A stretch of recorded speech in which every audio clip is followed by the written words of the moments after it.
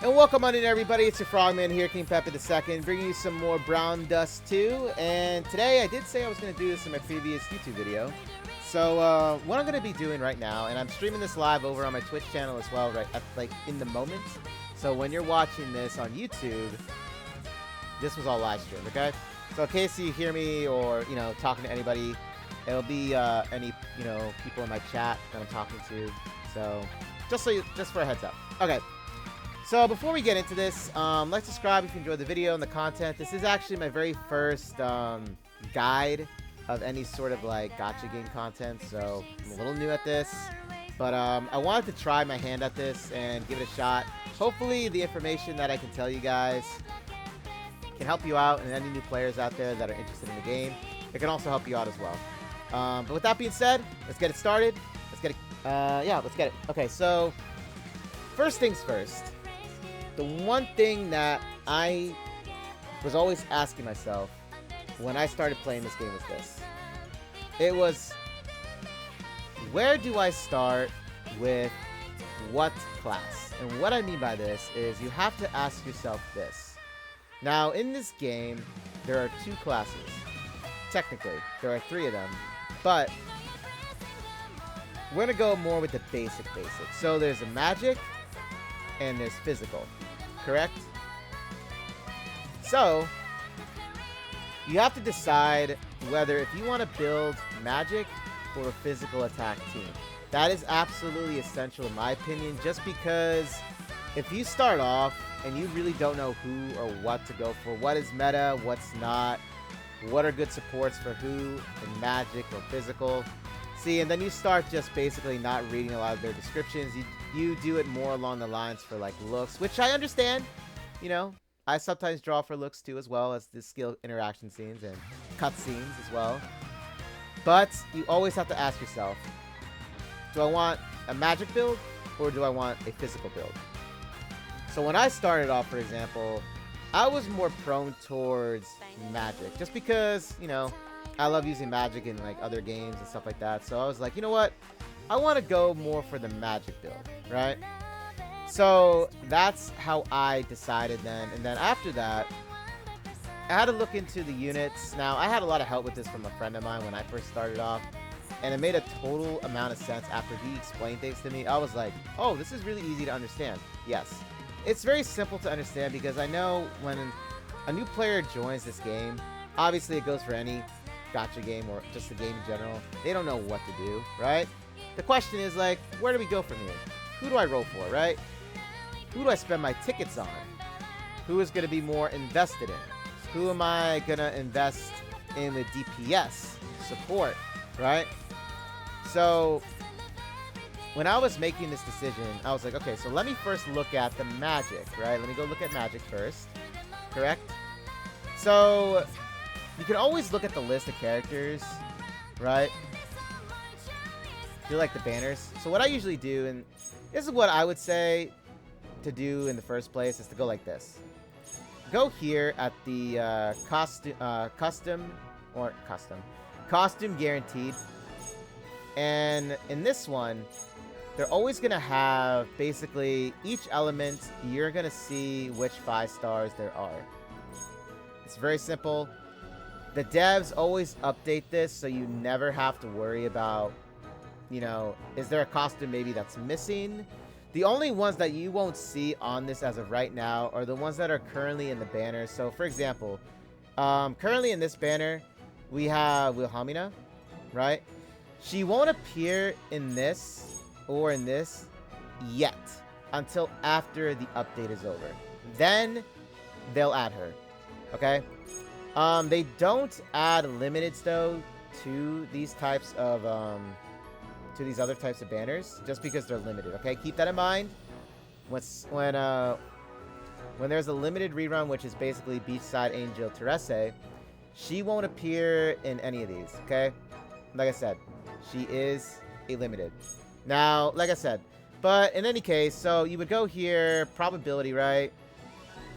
You would check out their costumes this way. This is a really nice way of like checking out every single character that's, currently there. And if you want to go check out the new banner ones, all you have to do is just go to the banner of, like, for example, of Wilhelmina, and just click on her costume here, こんな and 格好 it'll が tell 可愛 you いとい the うのか it'll explain the skills here. 流行とは分からんものだな That's all you have to do, okay? That's all you have to do. But since, you know, in case, you know, for new players out there, go here first, right? Or you can even go here too for select costumes.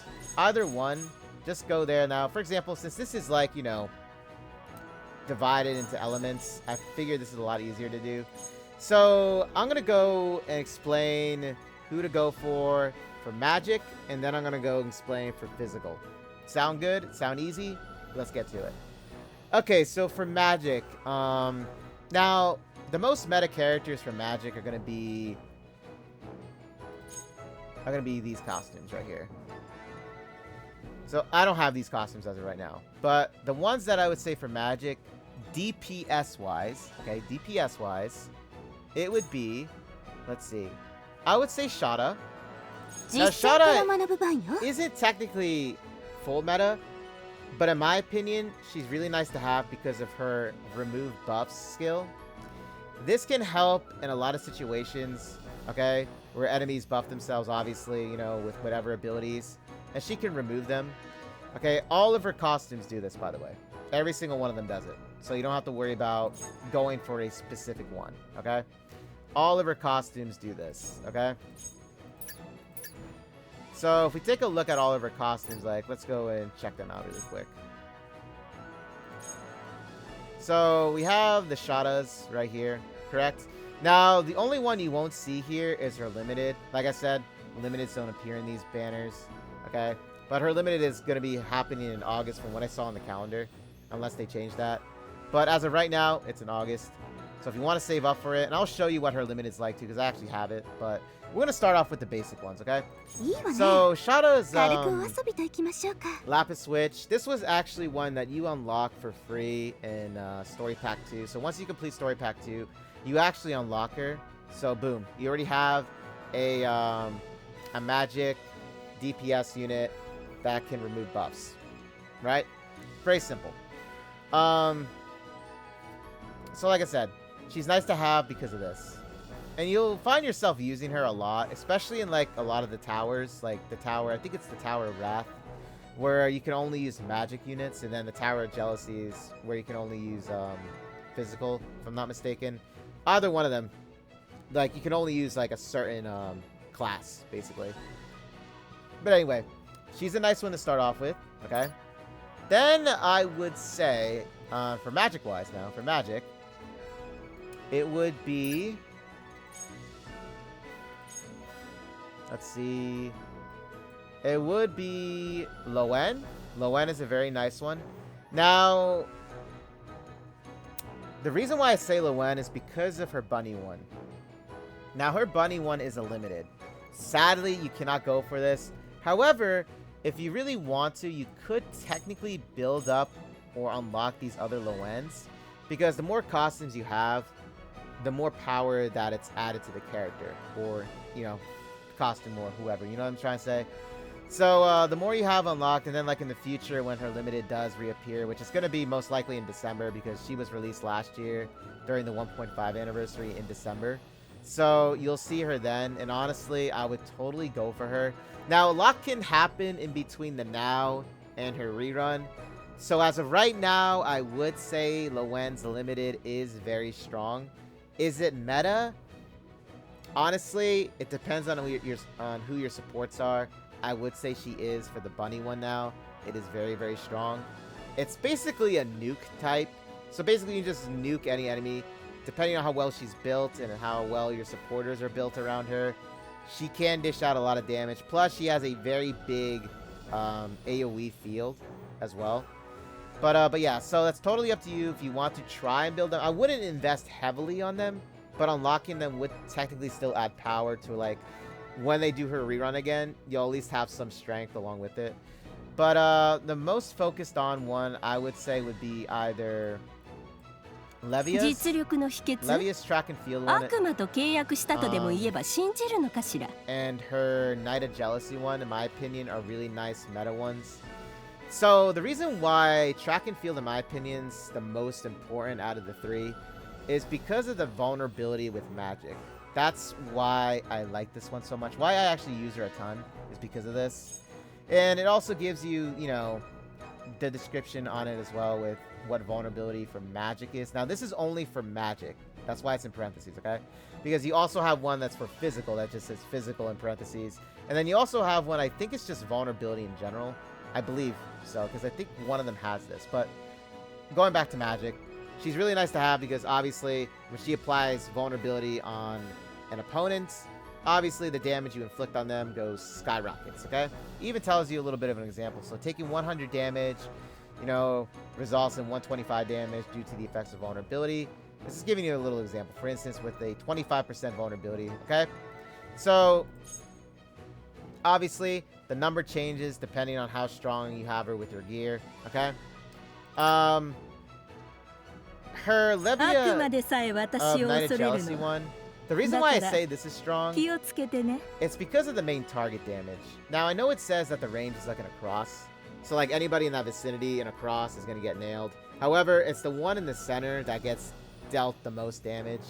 So, Night of Jealousy, in my opinion, is really nice for, let's say, Fiend Hunter bosses, depending on like which targeted areas. That's how I see it. That's how I, you know, view it as. This can be very effective, especially against wind type, because obviously fire is strong against wind. That's how it is. So, that's why I said this is actually pretty strong to have as well. You know, and like I said, depending on how well you're built with your gear, this damage number skyrockets, okay? So I would say very effective to have in the beginning. But like I said, you know, you don't have to invest heavily on it. I know that you have a chance, like you do have a choice to unlock her with scrolls, which I'll get into a little later on in this video. But you have a chance to unlock her for free, technically for free, when you have enough of these 5-star scrolls. Because you can actually recruit costumes or characters in like the inns or in the levels themselves. You actually can do that. So that's basically like a free copy they're giving you, but you have to have the 5-star scroll to do it. Okay, keep that in mind. But I'll get into that later.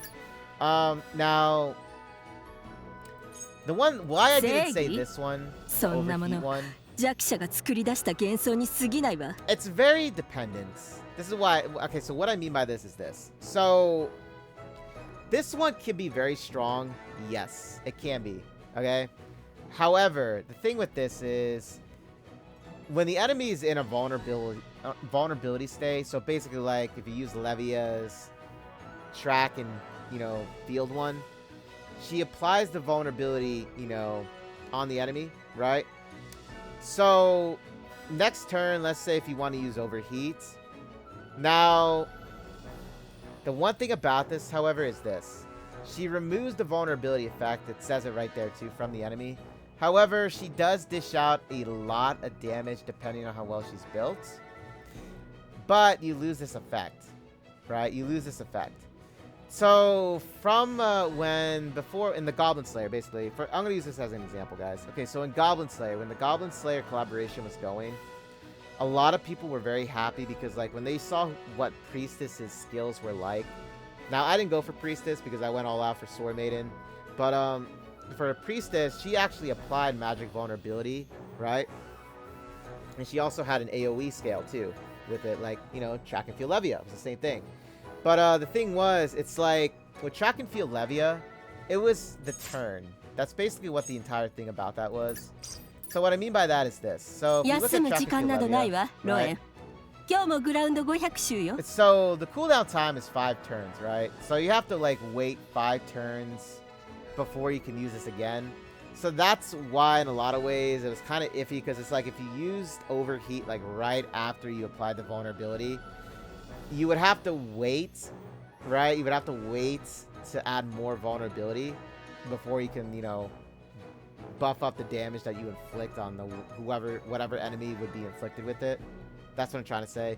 So when like Priestess came out, her cooldown time was actually 1 turn. That's crazy, right? Her cooldown was... So basically, you could just use her again the next turn. You know what I'm trying to say? As long as you had the SP. Correct? So that's why when she came out, everybody was like, oh my goodness. So like, I could then use like overheat, right? I could use overheat without an issue, you know? without having to, you know, rethink that strategy. So that's what I mean. I'll give you an example of how strong she can be, right? I'll show you. I'll show you. Okay, my mouse wants to work. Okay, let me show you. So if we go to my track and field Levia or my overheat Levia. So this is what she's like at the moment with her gear. Correct? This is what she looks like. So if I switch her to overheat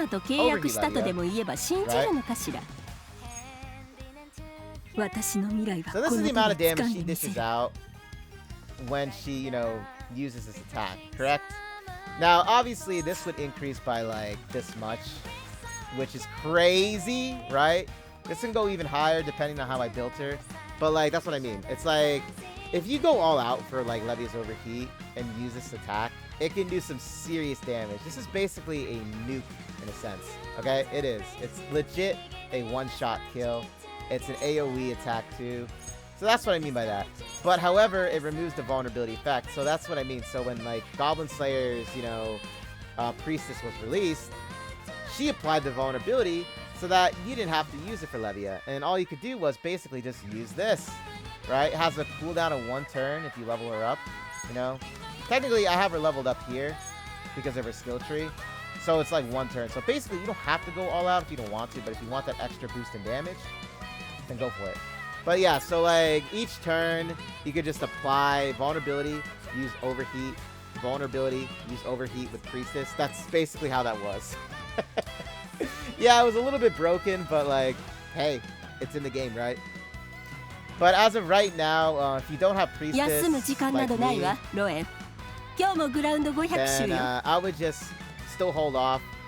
You know what I'm trying to say? Like, don't go all out for overheat. Just I would say go for track and field captain still. Like, she still is really strong, and you still want that vulnerability. So that's why I say, like, for her with fire, she is a great choice for, like, meta users, okay? Now, if we go back and we look at some more fire damage ones, let me see. Like I said, I'm going to take this slow.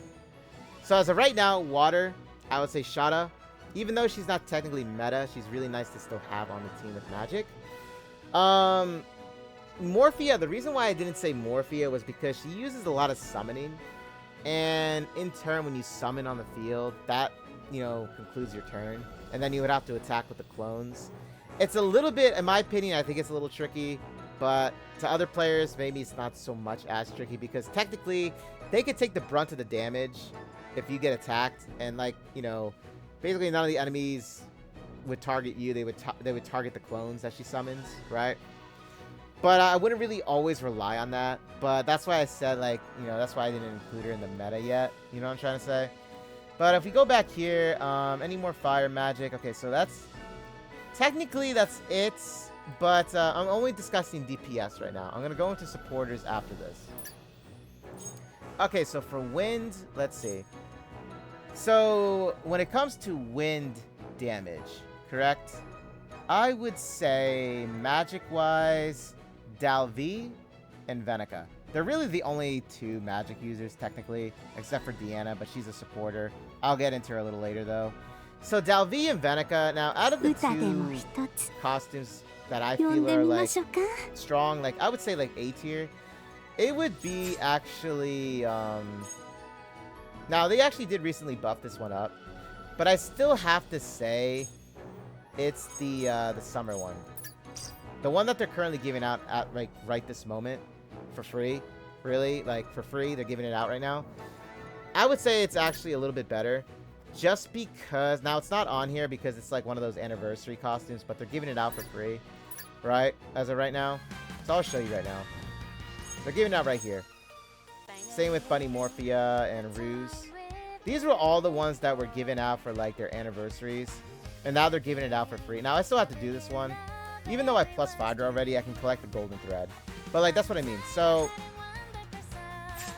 for hers was, she applied bleed. This is why I said, like, for A tier wise, I still feel she still does nice damage. And she adds that DOT with bleed, right?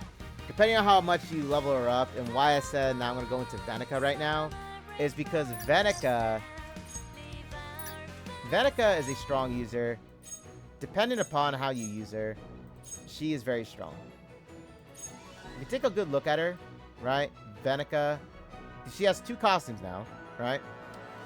However, if I had to say, I would say her Wind Dancer one is the one that I would go over for first, just because, like, she applies wind vulnerability. Now, it's only effective for wind, okay? It's like it says in the name, wind vulnerability only.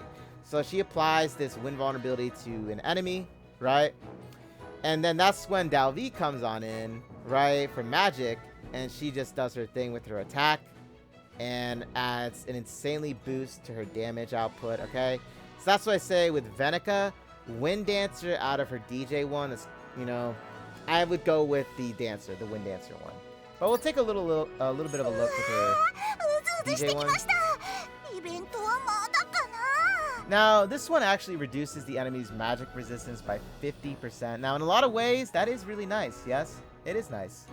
So having like the 2, like DJ Venica and her Wind Dancer, excellent. Yes. But if I had to choose between the 2, depending on like strength-wise, I would go with the Wind Dancer one still, because the thing is, with Wind Dancer, you can actually still use her. Despite how she's a magic user, you can still use a physical damage type. And I'll go into this shortly too when I go and talk about physical damage dealers, okay? Now, as for light, when it comes to meta, hands down, Mikaela. Mikaela with magic DPS is by far the strongest.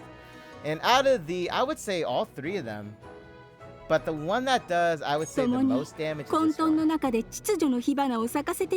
I still remember when this was released last year. It was actually in November. It was called the Contract Wars story pack, which you can still play, by the way. But, oh yeah, let me, sorry, I was like putting my fan off a little bit. Got hot. It got hot really quick. But with hers, it just does so much damage. I don't know. It's just how they did it, guys, okay? I can't say much more than that. However, the thing with this costume is it comes with a penalty.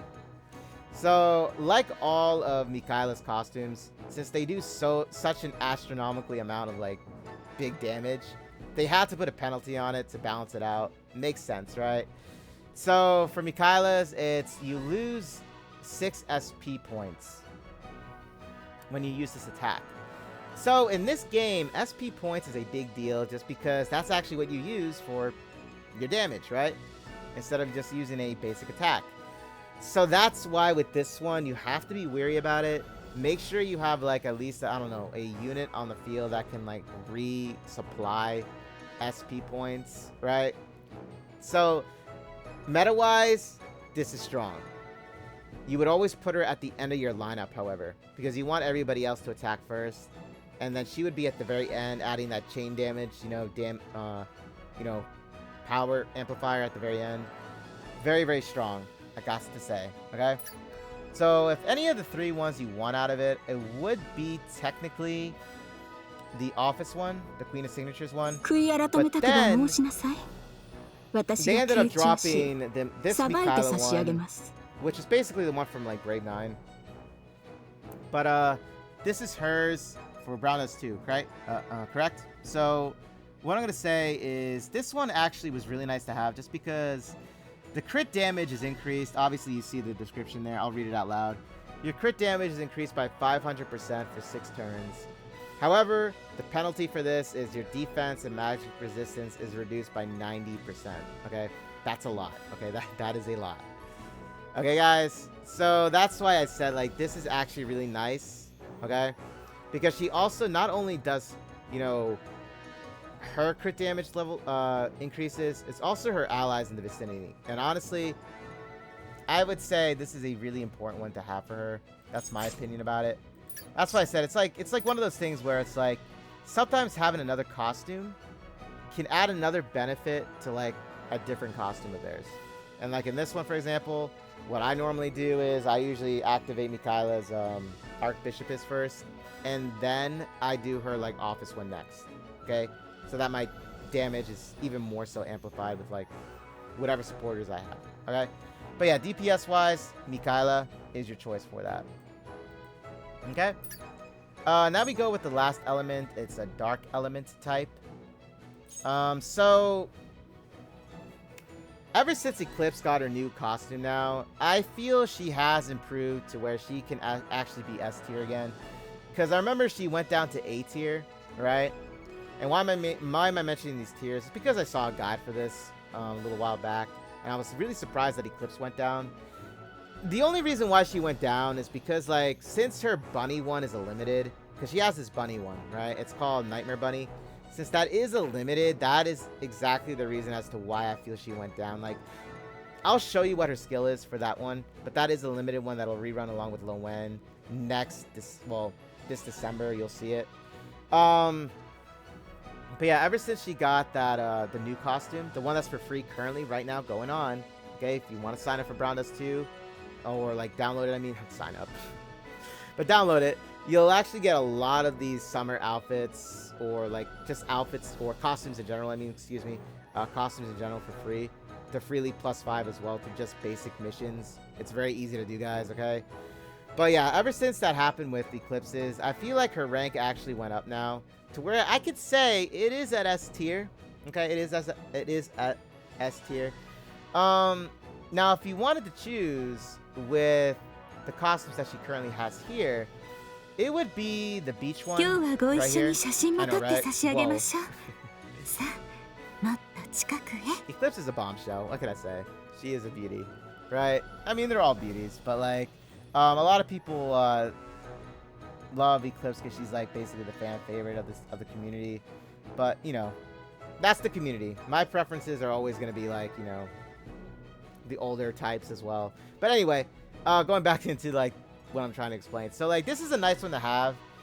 This is more along the lines of basically one-shotting anything, you could say. Her bridal one does the same thing too, except it does actually a lot more damage, and I'll show you it really quick. Actually, I can show you that now, in fact. But is there any other costumes here? Well, technically, Nardis actually just went up there, but let me show you Bride Eclipse really quick. So this is why I said like she went up from like A やっ tier ぱりのんび to り行く S 方 tier がいい now. わよね。 So like, for example, you see ブ this ーケ here? は誰に渡せばいいかしら？ Depending on supporters and you know what you have equipped with her, she can do a serious amount of damage. Okay, so like this is what I mean by this. I believe she skyrocketed up to S tier again. Now the bunny one that I was talking about was this one. こんな世界だからこそ楽しまないとね。 So even though this does nothing for PvE, this is for more along the lines of PvP. However, it's not really the skill itself that's powerful. It's the range right here that makes it so deadly. It's because since she can do cross attacks on the field, you can literally like get a lot of these like, let's say, oddly placed enemies on the field. Since this is technically like basically you're fighting on a board. Think of Battleship, okay? Think of Battleship. That's basically how it is. Like you're basically, but you're seeing each other instead of like hiding behind or whatever, a board or whatever that's dividing you in Battleship. Okay. So like for example, let's say if there were like enemies in the back column, correct? Right, and they were like lined up in a weird L-shaped, formation in the back. So what you would do with Eclipse here was you would literally put her on like the very far end, either the left or the right, and her targeting for range would instantly hit all of them. That's why I say like for this one in particular, it's not so much as the skill, it's the formation she attacks in. So this is why I said that, So if you want to get this, this unique placement of attack, this is why she's like, I use her a lot in PvP, okay? But like I said, meta-wise, I believe she went back up there with S tier because of her new, costume now. And also, she has like 2 AoEs on the field right now, right? この日だけを待ち望んでいました。 But yeah, so in my opinion, I would say Eclipse is one you want to look out for. Now, recently, Nardis just got a buff, right? He recently just got a buff. I'm going to take a look at it. Now, I was saying this way before this even happened. Now, before... 汎用の命もまた妖怪ほどに長い。 Now, before, with this here, right? We'll just... For the sake of this video, we'll just do this. So... I was saying that his attack is actually really devastating. However, when it was only targeted towards physical types that did like more damage to them, that's where, in my opinion, he didn't really become as meta or even close to meta, because you would have to basically use Nardus, and you still do. I mean, you still do have to do it, but it's just that's what I mean. It's like, it's very difficult. I would say technically he's an A tier, but I don't know. Like, people on Reddit were saying like, is he meta? Now, I don't have mine built, so I can't really give you a full explanation, but reading his description wise, I could see where he would be classified as like S tier now. But because, like, look at this. It's turn base of 1, guys. 1 turn doing all this. That's crazy. That's crazy. Even though he doesn't attack in an AoE, he attacks in a straight line.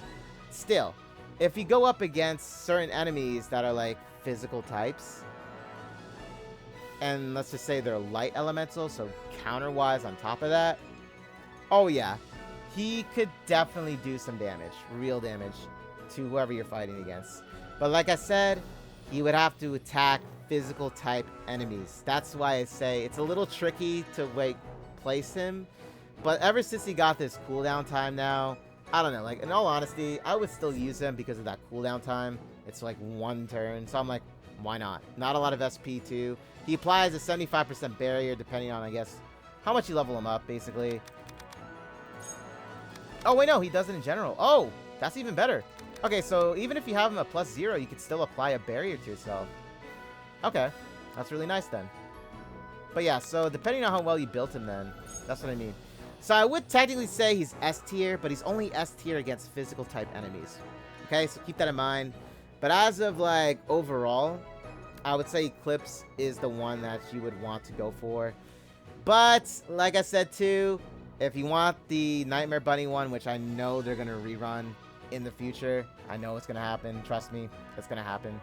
I would totally try and go for her. Now, depending, like I said too, with like, speaking of Lowen as well, with Bunny Lowen, she's a limited. A lot of things could change between now and then with the rerun. So who knows? They might have another unit in between that just like maybe outclasses them in some way. I don't know. But as for this video's sake, Eclipse is one that I would go for. And let's just say if you have to wait for that bunny one for Nightmare Bunny, Nightmare Bunny to be, you know, the banner again, I would totally go for her though. But yeah, as of right now, Eclipse is the one. Nardus, I wouldn't really solely focus on him for meta, but if you do happen to get him and you want to start using him, go for it, because I mean his cooldown time is 1, guys. His SP cost is only 4. You know? But like I said, depending on who you go for, and level up his skill tree, like I said. His skill tree actually plays a part in this. It can either reduce the cooldown time or increase SP count, depending. Or sometimes it doesn't do either. Really depends on the skill tree. So always read their skill trees, okay? Always read them. Now, as a team that I use for Magic, let's see. As a team that I would say for Magic-wise, what I use Helena for support, Terese, depending on if it's a chain stack of 5 or less. Then I use like Levia for vulnerability. I use Mikaela because of her crit damage increase for the team and herself. And then I use either, I don't know, whoever I want to use for Magic. Like I put Eclipse just because, you know, she's one of my endgame builds, the game. Now, before I get into, well, actually, I'm going to go into physical now. So physical type metas in this game. So Magic we already covered. Magic-wise, we got Levia, Track and Field, right? We got Fire, Knighted Jealousy, depending. It could come in handy. A lot of it can. And we got Overheat. But that's really if you want to like go for that really big just nuke attack right afterwards for her. But like I said, I normally save that for like a group of enemies that like I'm having a tough time with.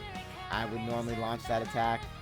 But I would say Track and Field Levia for Fire is really strong. So for any meta users, there you go with Fire. Water, I would still say Shada, even though I don't say she's meta for like power strength. I say she's meta because of her remove debuff ability. That's why I would place her at, okay? Wind type, Venica, Wind Dancer, hands down. And I'll go into another brief explanation about why I say this too. Because she's not only for magic, she can also apply this for like physical damage users as well. So that's why I say Venica, I would say for her Wind Dancer one. Light Elemental, Mikaela. Queen of Signature set is by far the strongest. But just be wary because of the penalty. Gotta be careful with that penalty with the SP reduction. Okay, so be aware of that. But yeah, meta damage wise, she would be the play. Dark Elemental, I would say Eclipse still. Reason why I did not say I didn't say Celia's was because I don't know if they buffed her up or not. I have to relook at the list because there is a list on Reddit on their official site that says it.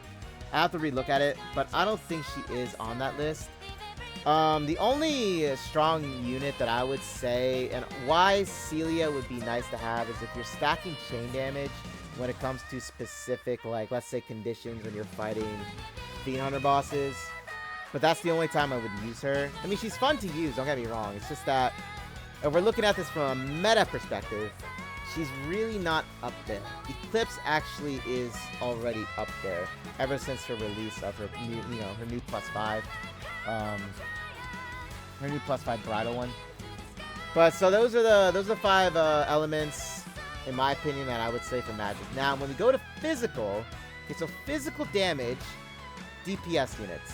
Now, this actually became, I would say, the most sought after out of the two with physical and magic, just because we've been getting a lot more physical damage chain stackers, and this is why I say, like, I think at the moment physical damage kind of surpassed magic because of this, with Wilhelmina, and then Zenith is next. So we're gonna go in the order, same ordeal. Gonna go here, gonna go talk about the wind DPS units, okay, or DPS units in general. Okay, so meta units for physical damage now, right? For water elements, I would say, let's see, I would still say Rafina. Now, I would say it would be this Rafina, the Game Club. Or as I call her, the Gamer Girl Rafina. The reason why is because she applies vulnerability but for physical damage, and it's also the range is AoE. This is why I said Rafina for that. Now, when I say meta, I mean it in the way of support, okay? I mean that in the way of applying a vulnerability. Damage-wise, yes, you can stack her up, but I would still say just for, like, supporting, helps her out a ton, okay? It's one of those things where, if you're having a tough time, you want to apply that vulnerability, Rafina's your gal there, okay? Her other ones aren't that bad. Like, this one, for example, reduces enemy defense by 50%. However, it's not something I would use for, like, huge amounts of damage. I just would use it for the reduced enemy defense by 50%. It is technically, it is an odd range, because it's like a cross shape. And so, like, for you to actually hit, it's a very weird thing. That's why I said, like, I would just go for Rafina's Gamer Girl one. The other Rafina one right here only removes barriers. Not too much used because of it, but it is there. But I solely wouldn't really always rely on it. I would rely on this one more. So I would still say sub DPS, Rafina, Gamer Gal is your girl there. Close to meta usage. Now, Wilhelmina actually is meta in the game. Water element wise, you cannot go wrong with her. She is very strong with chain stack dealing. Plus, if you level her up to +4, this is actually where you want to level her up, because this cooldown time changes a lot for her. Because if you don't have her at +4, you're running the cooldown time to be 3 turns. So that, in a way, especially if you're going up against Fire Fiend bosses or something, that could harm you. That could harm you big time. So +4 is actually where you want to have this at. And then if you want to, go further with the skill tree, reduces the SP and damage per hit. Always a nice thing to have here as well. So by far, I would say Iron Monarch, Wilhelmina, and also her Summer one is meta. Now, like I said, Summer one isn't in this banner, but like that one actually is very, very strong. And we'll take a look at it too with physical damage wise. But yeah, so as of right now, physical damage dealing wise, Wilhelmina, meta, Rafina, I would say just because of that one support, or I guess I should say, very huge buff for yourself that you apply in the enemies for. That's why I said that, okay? So Rafina's Gamer Girl one. If we go now and we look at fire, right? Well, actually, let me show you her summer one first. Hold up, before I get into that. So for her summer one, we have the 徹底的な準備が chain 完璧な reinforcements. 学習体験を生み出すのだ。 So basically, when you attack with her, you apply this chain reinforcement to yourself, and basically it dishes out a lot more damage per hit. That's basically what that is, guys, okay? So that's why I said, activating this one first, and then using her Iron Monarch one next, is, in my opinion, the best way of using her. Plus, her Iron Monarch, like I said, if you plus 4 that, you can legit attack every single turn, okay? So, you would still be getting a lot of, like, attack out of it, too. You know what I'm saying? You know what I'm trying to say? So, yeah. Very effective to have with her. That's why I would say that. And that's why I went all out for her, too. Plus, we have Zenith skills, which I'll actually get into soon, actually. So, if we look at now, what? Is it wind this time? Okay, so wind now. I'm going to get back into now, what's it called? The dancer. Helmina. Not Helmina, oh my gosh. Venika's wind dancer one. I'll get into that. Oh, yeah, fire. I'm sorry. Sorry, fire first, then I'll get into wind. Apologies. Okay, so for fire. Okay. So depending on how you do this and who you get in the draws with Lathel. So Lathel can be a monster in this game. You can be absolutely ripped and just destroying everything. However, his main DPS would be Vengeance Lathel, or Promise of Vengeance. So here's the thing with this. He is more along the lines of a type that just nukes an enemy, and that's it. So excellent for Fiend Hunter bosses that are like, let's say, wind type. Very excellent. Also very excellent for like if you apply concentrated fire on like a target that's very strong, and let's just say they're wind elements, he'll dish out a shit ton of damage. Excuse me for my language, but he's just absolutely destructive. Now, would I place him in S tier or A tier? Where would I place him in the meta? Well, Lathel, like I said, he has like different costumes. It's not just this one. This one is just the costume that hits the hardest because of its ability.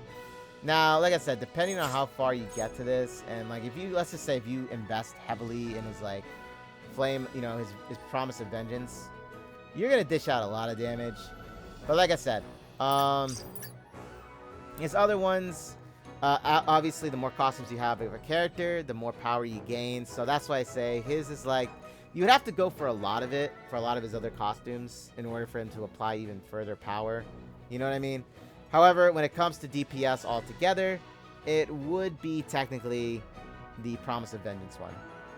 So that is a very meta one to use in case you want to go for it. There it is. Rubia. Okay, so Rubia is a nice one because of its evade ability. I wouldn't really say it's damage-wise. Like, you can get her damage up there. But I would really say it's that evade. In a lot of ways, this can help you out. Avoid a hit from, let's just say, a very powerful enemy that can one-shot anything, and you can see them one-shot. This is actually where you would activate her skill. Okay, correct? This is where you would activate it and everything. However, cooldown time is 5, so that's pretty laxing with that. That's like what I mean by that. It's like an iffy thing. It's great nonetheless, but I wouldn't really consider it to be S tier or meta.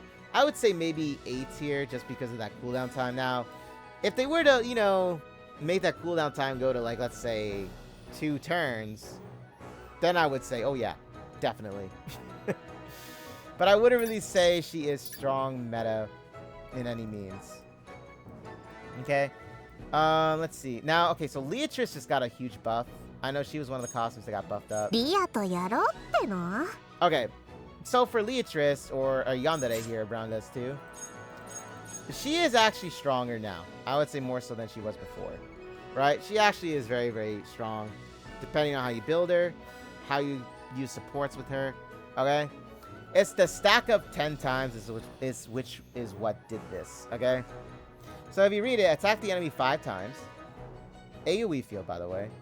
Dealing, well, in this case, is 334 physical damage, equal to 45% of your attack per hit. Applying a stacking burn to the enemy for 5 turns, dealing 334 physical damage, equal to 45% of your attack per stack. Can stack up to 10 times. So you see what I'm trying to say with Leatrice? Leatrice just crawled her way up, basically, or I should say shot up from, like, being, you know, mildly used. Well, I mean, she wasn't mildly used. I mean, she was still used, but I don't think she was, technically, was like, let me put her on the field immediately, right? I don't think it was like that. But now that she got her buff here, she, in my opinion, just shot up to, like, meta-ish. Okay, meta-ish. Okay. But if you so happen to get her or want to go for her, I would say it's Rodev Star. Okay, Rodev Star is the one. Don't get that mixed up with her other two. It's a Rodev Star. Okay? Okay, so other physical damage dealer, let's see. That's really it, actually. And by the way, I'm going to be talking about the supporters who you want to go for next. Okay, so now we're here with the wind. Okay, so for wind-wise, physical damage dealing, I would say Nebris hands down. Nebris hands down is really the one that is the meta one in the game. Especially her new hire one. The reason why new hire is so strong, it's because of this. Now, when she was released last year, I, being dumb, did not read fully about her skills because I was only going for, like, you know, the limiteds because they were limited. I wasn't going to see them for a while, so I went all out for them. No regrets, though. I have no regrets about it. But I'm just saying, you know, I could have went a little further with the pulling. But let's just read this. Okay, so the thing is, if we look at her, let's just say with her skill tree leveled up too as well, so +5. So this is why she is so freaking strong. Okay? Attack the enemy 3 times, dealing, okay, damage-wise they have here 586 physical damage, equal to 80% of your attack per hit. Now this is the one this is why I said this is why she is so incredibly strong, is because simultaneously the damage increases by 30% of your attack for each buff you have. Okay? So this is why I said this. So you could have legit 4 supporters on the field, right? And then you can just attack with Nebris. Her damage would skyrocket. Like I said, investment-wise, for meta, I would say she is worth the investment. I would definitely say that. Investment-wise, I would say to do it. Is +5 overkill? I don't think so. Honestly, I don't think so. I love seeing big numbers on the screen with Nebris. Trust me on that. I do. But if you want to not invest so much with it, I would say +3 and then would be like least investment. But I would definitely concentrate on her, depending, like, now like I said, they have, like, you know, this is why I said too as well with Venika's ability. Now that we're on the wind, let me also show you this. So you see how this says 30% with the buff. Now if we go and we look at Venika's, you know, ability here, right? Now, even though she is magic now, okay, even though she's magic, this doesn't say anything about only pertaining to magic. This right here says only wind vulnerability.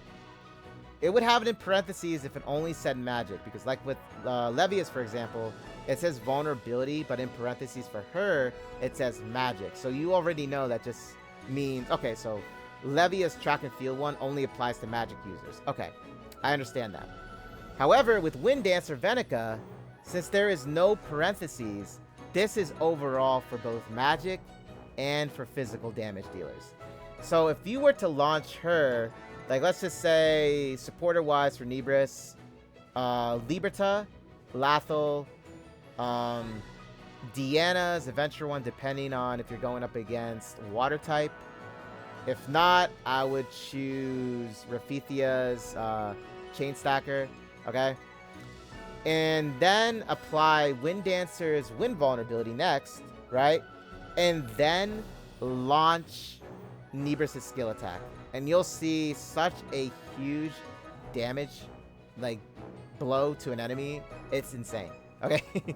Like, that's what I mean. Like, hers is actually very important for when it comes to wind vulnerability. So, like, I would always pair up Nebris with Venica. Hands down, always do it, okay?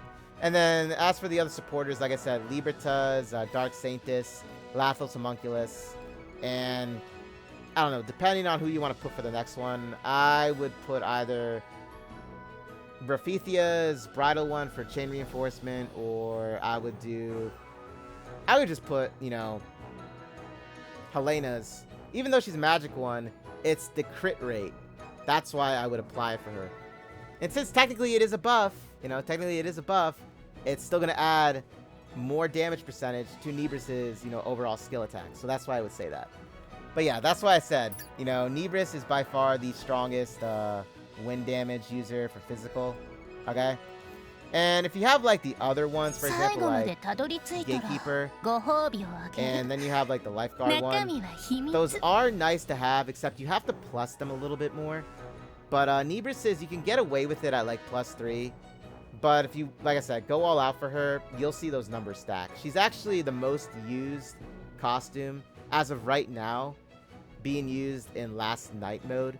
Because all you do in Last Night mode is do buffing, and then you just let it play out with all the characters you have that are DPS. So, if it was possible, you could have, like, what, 10 supporters on the field, and then just have Nebris at the very end. Oh my gosh, dude, that number, oh my goodness, that damage amplifier is crazy. It's crazy. Okay? And also, since she does actually stack only 3 attacks with her office one, with this one, put Summer Terese in, because since she actually applies augmentation damage output for anything that's less than a 5 hit, and since she only does 3 hits, you're going to see that amplify even further. And that is a buff. That is a buff that Summer Terese has. Now, like I said, she is a limited right now. And my opinion, I went all out for her. I +5'd her because I want those big numbers stacked. So, depending on how much you want to go with this, I would invest then in Summer Terese, but that's totally up to you. Okay? That's totally up to you what you want to do with that. But remember, she is limited. Okay? She is limited. Okay? For the summer. Okay, so now going back to physical damage dealers. Now we're going to move on to Light's physical. Hands down, Light 1 is Eustia. Sacred Eustia, hands down. She's the beast. She's the one. She's that heroine. She is.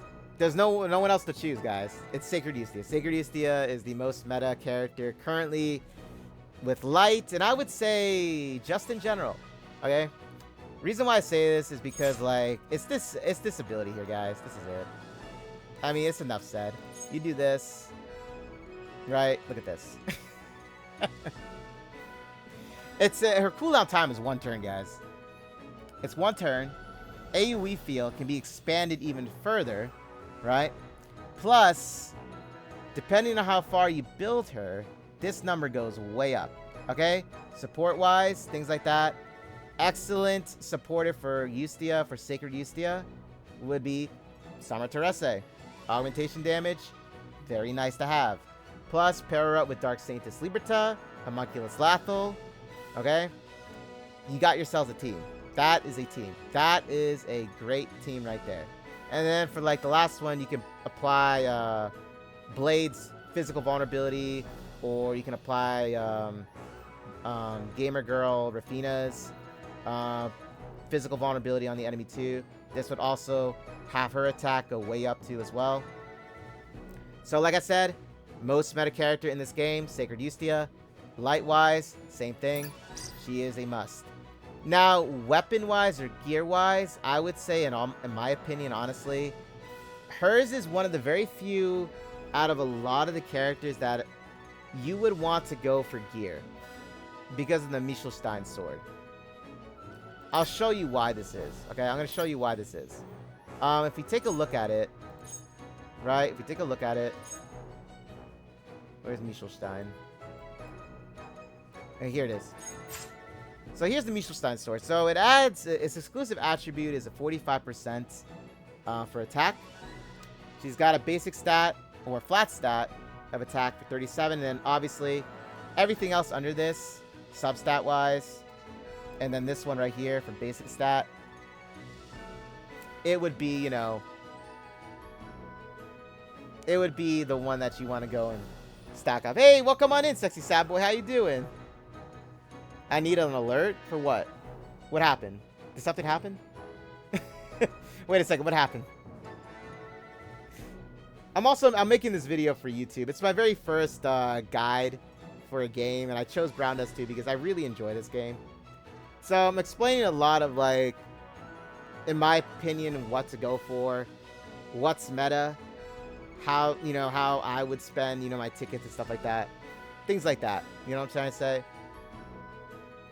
But yes, for like Michelstein, I would say out of the very few gears that a lot of the characters like you can pass on, but this one is a must. I would say this is a must. I would say this is a must because the thing is, with this, you get this exclusive attribute, right? You get this flat stat. Plus, if you really wanted to, you could technically then put like what? I would say 2 attack percentages on this and then 1 crit damage percentage on this. You're good to go. Like I said, out of a lot of the ones you can get away with like an exclusive gear not being with, you know, a certain costume, right? There's very few that I would say, you know, you can go for their gear. And Sacred Eustace is one of the costumes, in my opinion, I would say go for it. Hands down, go for it right now. Okay?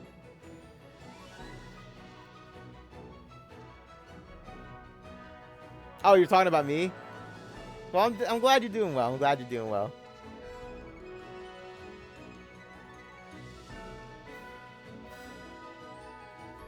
What, did you get all the information I was saying then? I'm not sure. But let's see. If we look even further now with who else might be meta and everything like that. Okay, so if you look at Yuri. Okay, so I would say Yuri's kind of special with this.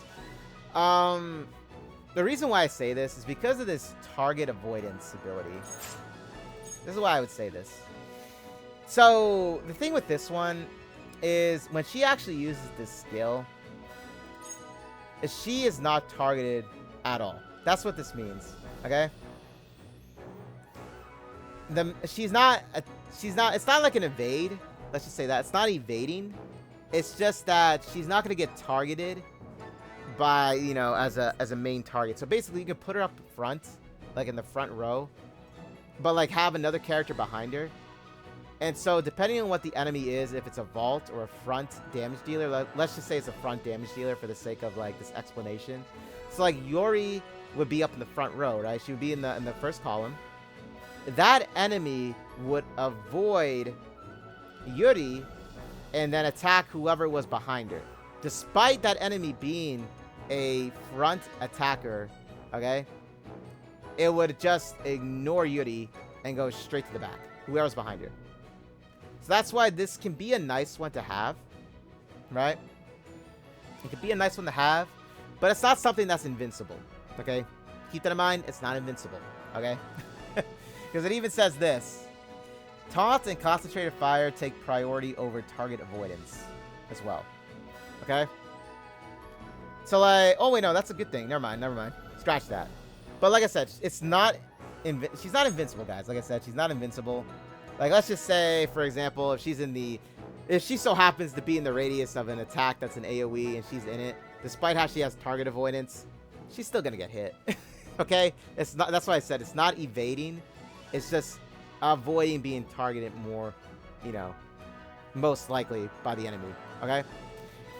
Crit damage is increased, however. Okay? Does a horizontal attack. So I would say that's a nice thing because it's horizontal. So it attacks everybody in that line, right, for light.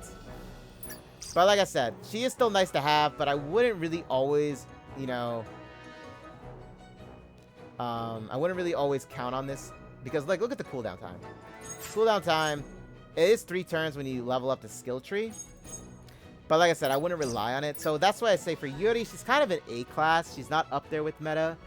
Maybe if they were to come out with another, like, I don't know, costume for her, and maybe, I don't know, do some things with it, then I could see it being a thing. I could see it being a thing.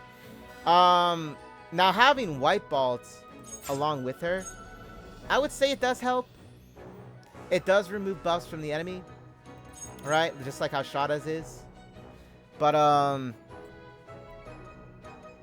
don't know, like I said, it's not meta. It's not even S tier. It's A class. But it's still nice to have nonetheless. Unlike, you know what I mean? But she is still very nice to use.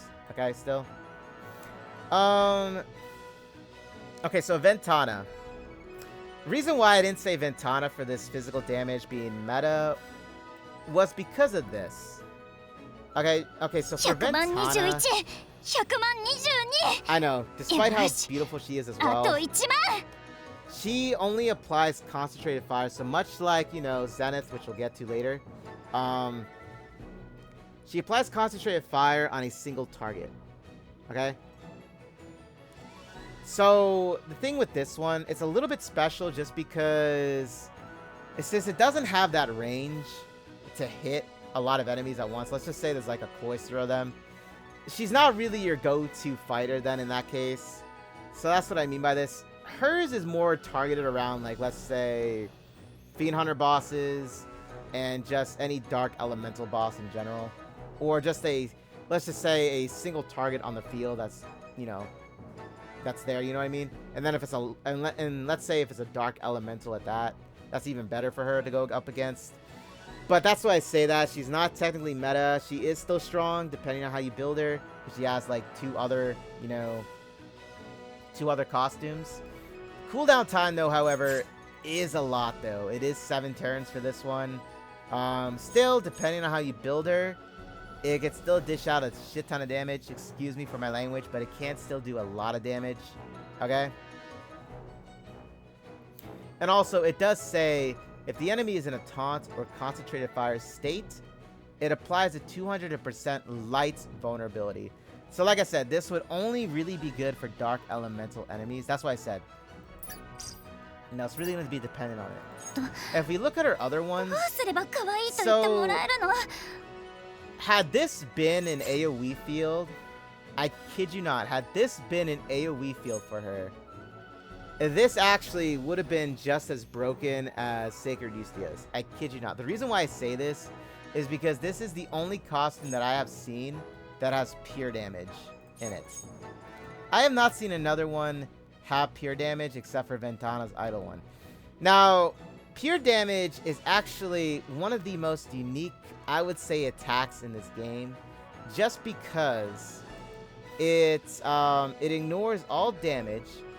Or, not damage. It ignores all defense, magic resistance, incoming damage reduction, and I'm just reading off the list, energy guard, so like if somebody has a barrier on them, okay?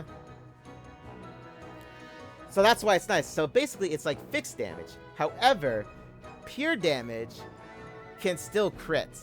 That's what makes this so unique. That's why if you go up against a boss and they have pure damage, like Nox or Olivia, for example, and they have pure damage and theirs is always an AoE field, you're kind of fucked if, like, when you get hit by that, just because, you know, it doesn't matter what you have on you, doesn't matter how high your resistance is, how high your defense is, it's going to ignore all that and just hit you, okay? And that's why in PvP mode, you see so many people use Eustia's, not Sacred Eustia, but they use Eustia's, is because she does fixed damage. Is because that only ignores defense resistance in PvP mode. So you can just one-shot a lot of people in that, okay? But like I said, if this pure damage was AoE for Ventana, this actually would have been one of the most broken costumes that would have been out there. But no, it's only for one target. It's only targeted for one, okay? So keep that in mind. It's still nice to have. That pure damage is really nice still too, nonetheless. Okay, it is still very nice to have, especially when you see it happen. Like, instead of the enemy applying it to you and you see it yourself doing it, it's a very satisfying feeling. I don't know how else to say it, guys. It's very satisfying to see. But yeah, I would say she would still be A tier because of this range. Like I said, it's the range that does it for her. Very strong. Very strong. そう来ると思ったわ。 Right? But it's that range. Now, this one here, this one has, like, not AoE, but it still has that, you know, a little bit more coverage with this. But, I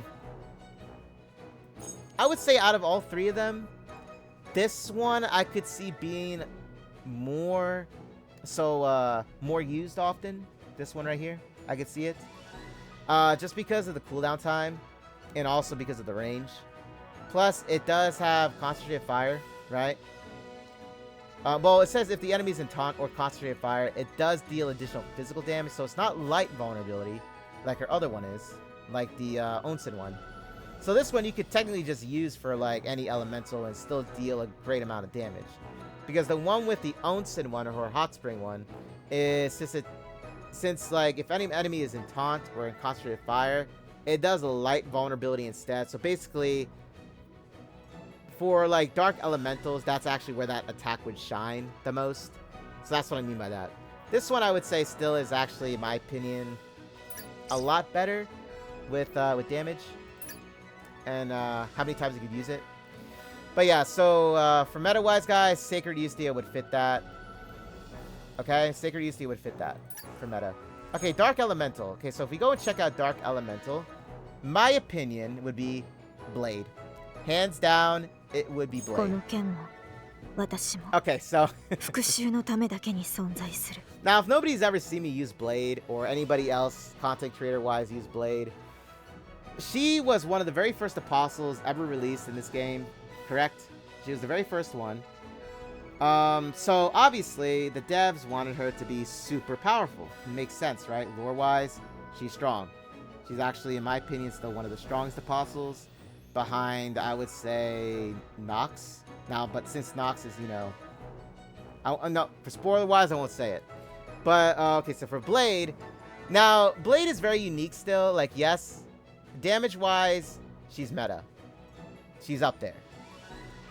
However, they had to balance her out somehow, right? So, so the thing with Blade is her health is actually the one thing with her that kind of makes her not as playable when you're going up against, let's say, like certain bosses, certain enemies, maybe.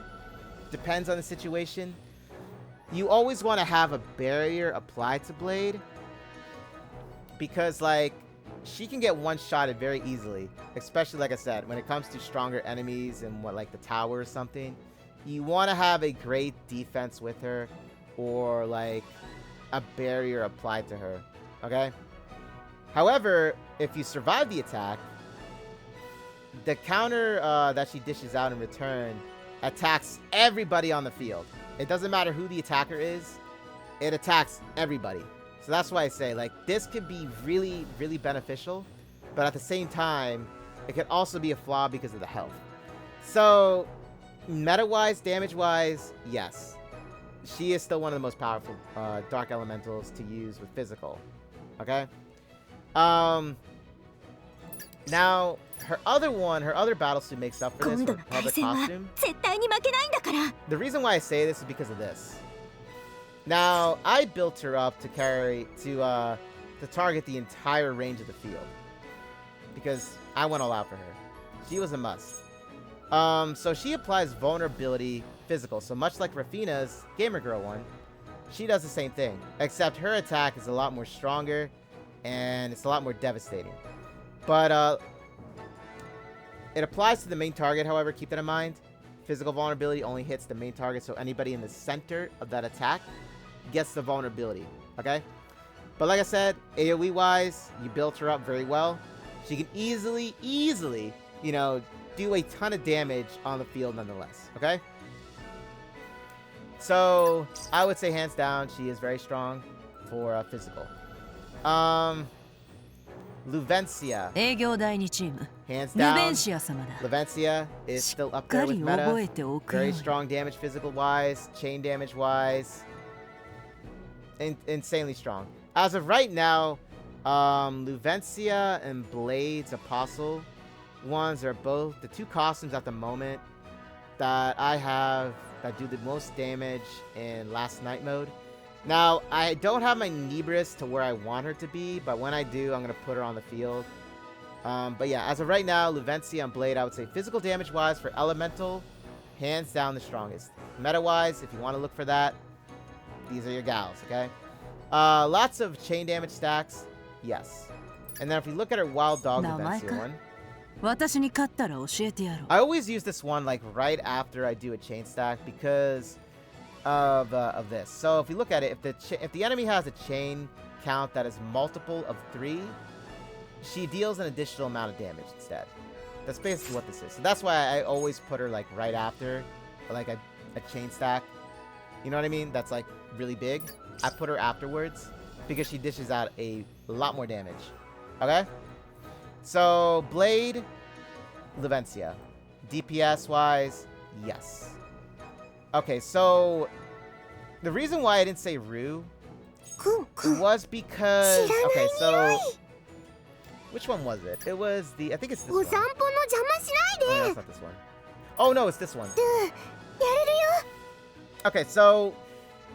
A reason why I didn't say this one was because it's also a very unique attack. It's very unique because the thing is,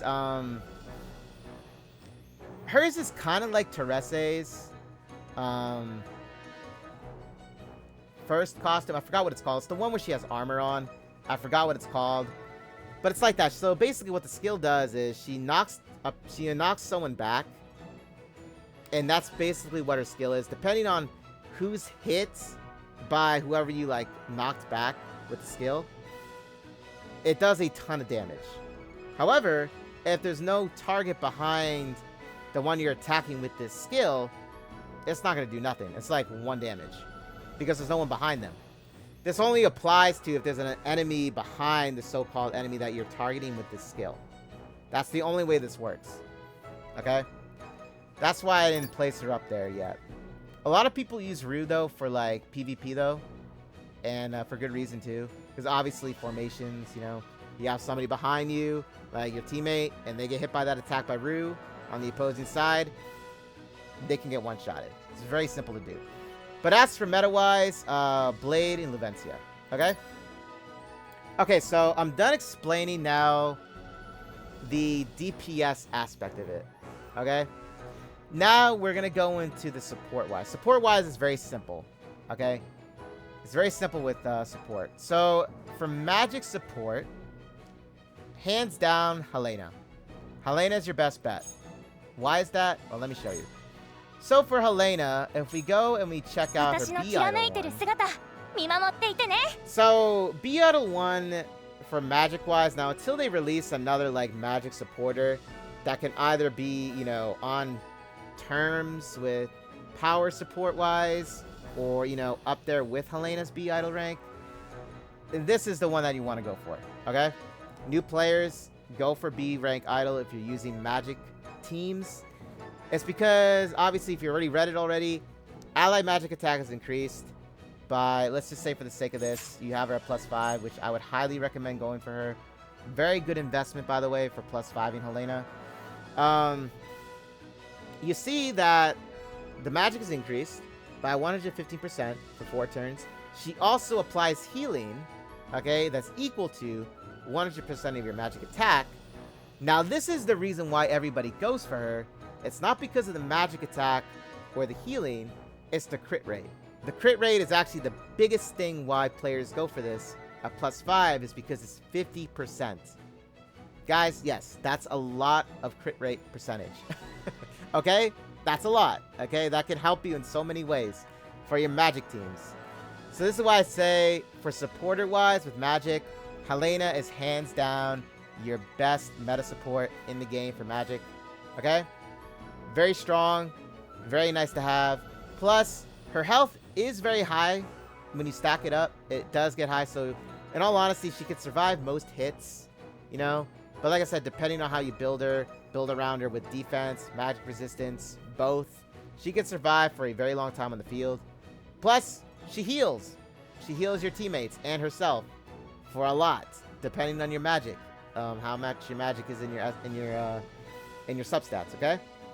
Very important, but I would say also, like, out of a lot of investing, and especially during this summer anniversary and everything, since they are doing a lot more for beginners, I would say Helena is a good investment to go for. Okay, so I would say that, okay? But remember, it's the B idol one. Don't get it confused now with the top idol one. Okay? Don't get it confused with where is it? みんなのた Don't め get に it confused 歌 with い this ます one. ね Okay? This is a nice one to have, but it's not as well 今日 with の this ため one. に準備したの This is the one you want to have, okay? This is the one. I always use it for my magic teams, okay? I've always used it for my magic teams. Okay? Another nice one to have for support-wise is gonna be Rafithia. ねえ見て旦那様 So, レ I'm gonna ピ get into Rafithia's Whoa, also what the the new costume that's coming out too now, because I did make a video for my YouTube channel, so if you want to check it out, if you want to check out Rafithia's new summer poolside skills, it'll be there. But I'll also explain it in this video too. So the thing with Pure White Blessing Rafithia, or as we all like to call it, just the bridal one, it's the chain reinforcement. So chain stackers out there, this is like your perfect bet for both physical and for both magic builds, okay? So it's the chain reinforcement is basically like how I was explaining with Wilhelmina, except she applies it to allies, not herself, okay? So for instance, this gives you a little example, okay, with it. Chain reinforcement, same thing, okay? Energy guard, she applies it to. HP increase, yes. But it's the chain reinforcement that does it. So having property bonus or property damage increase is just a bonus for her. So like I said, for example wise, let's say Mikaela. Mikaela's light elemental, right? So for her, this would be a perfect setup to use for her at the very end. So basically, let's say Helena, B idol, Teresi's Medical Club one. We'll put Elpis there because Elpis actually still is very nice to have for 4-star, but I'll get into that later with the 4 stars. And Rafithia's bridal one. And then you would use Mikaela's Queen of Signatures at the very end, right? But if you want the chain stack, then you would have to apply like Celia, right? Hikage along with it, Wilhelmina, Luvencia. But then you would want to have like Mikaela at like the very end. So this is what I mean by this. You kind of have to be a little bit versatile with your teams. That is if you have these unlocked, by the way. But yes, chain reinforcement is always a plus for big stacks of energy or big stacks of damage, okay? But it's the bridal one. Don't get it confused with this one. 女王様になったら世の中をグラティでいっぱいにするんだ It's nice to have, yes, but for chain stacking, her bridal one is the one you want to have. Now, I'll go into a little bit of her new one that's upcoming. It's not on here. It's going to be dropping on the 26th, but I'll explain what her other one is going to be. So basically, it is another support one.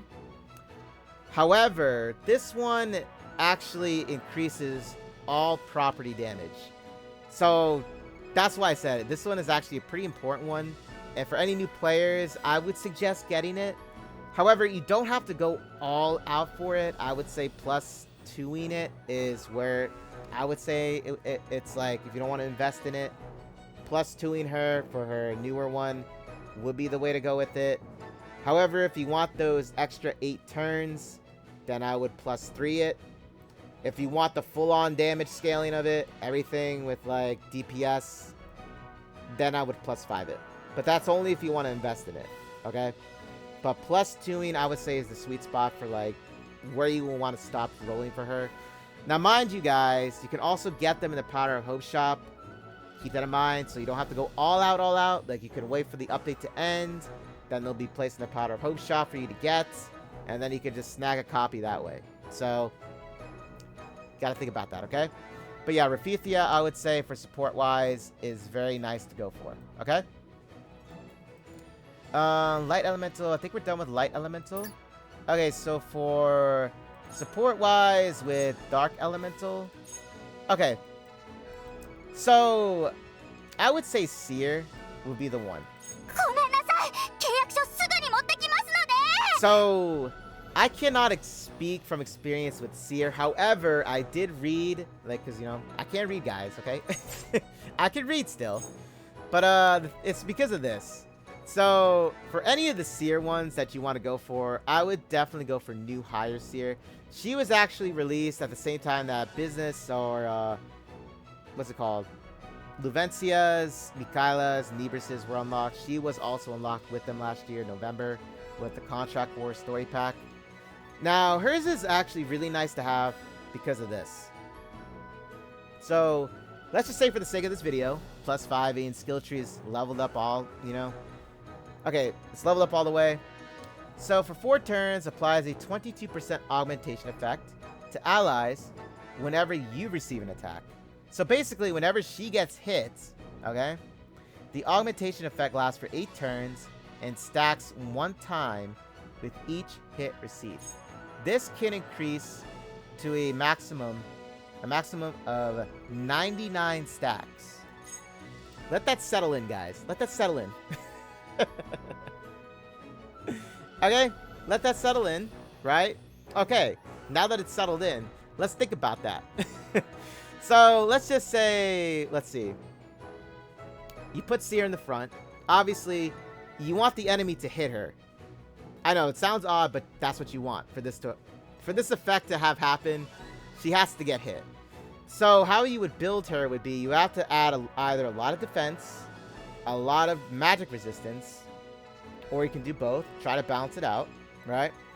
Either have somebody with a barrier, like let's say Deanna's Dystopia one, right? Or Rafithia's, or either one of Rafithia's. She adds a barrier, right? Somebody with a barrier that's gonna also protect Seer, because who knows? She can get one-shotted. I don't know. Really depends on how many costumes you have of Seer unlocked. Because like I said, costume stacking adds more power to that character. But let's just say for the sake you only have Seer's new attire one. Then you're gonna have to be a little bit more, you know, a little bit more thinking with this one, okay?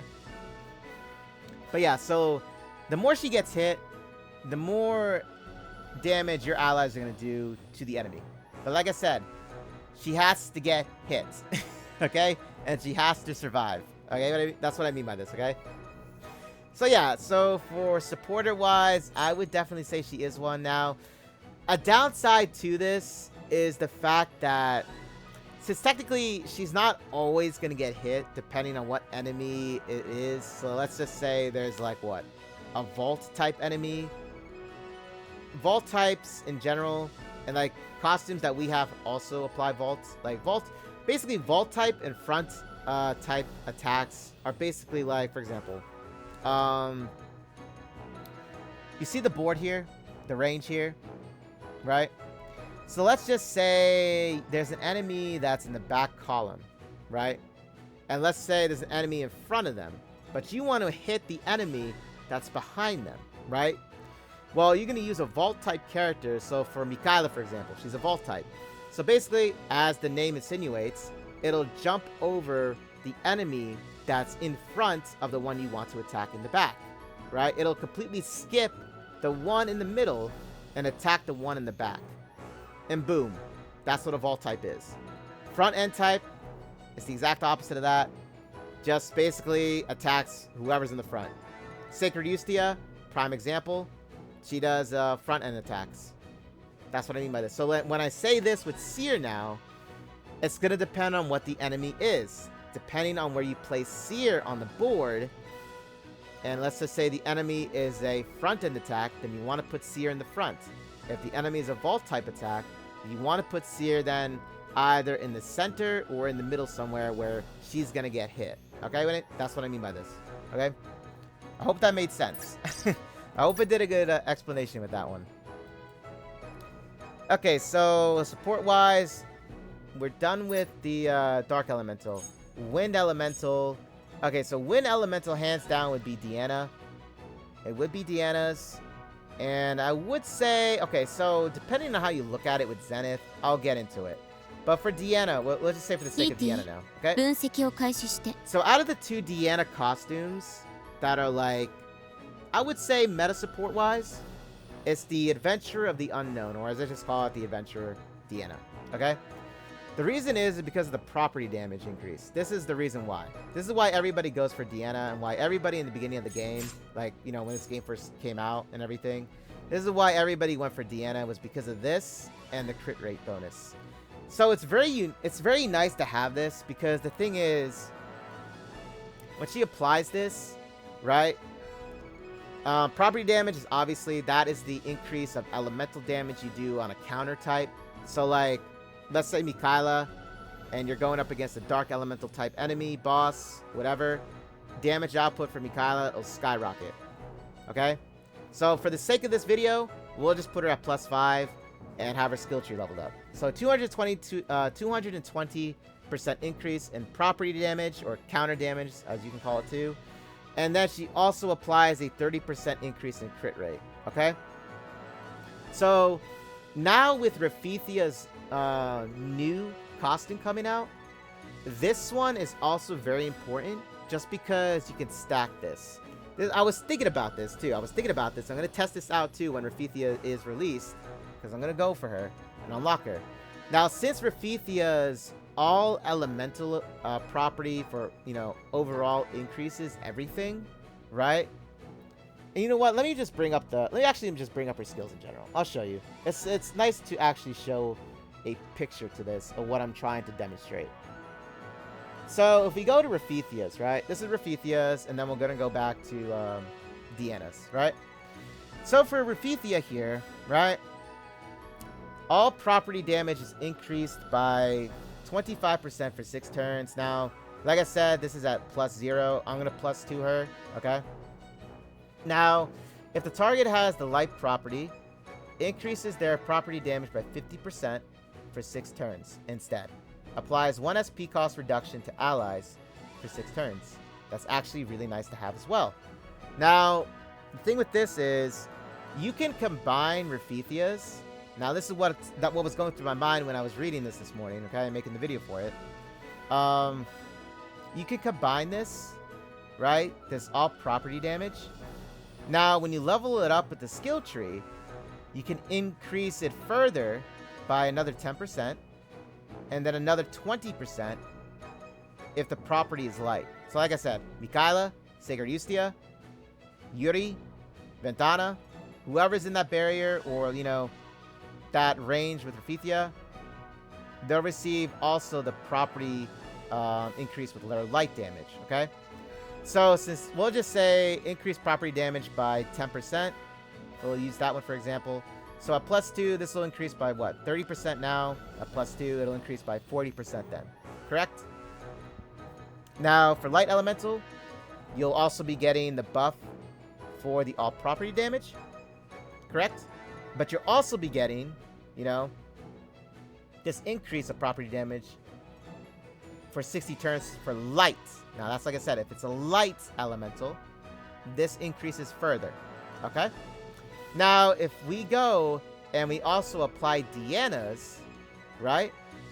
So this will further enhance it even more so. Okay? Plus, you get the crit rate along with it. So, example-wise with team, I'll say...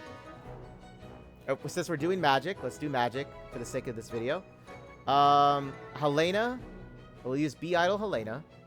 We'll get that juicy 50% crit rate. Let's say she's at +5, right? Then we'll apply Theresa's Medical Club.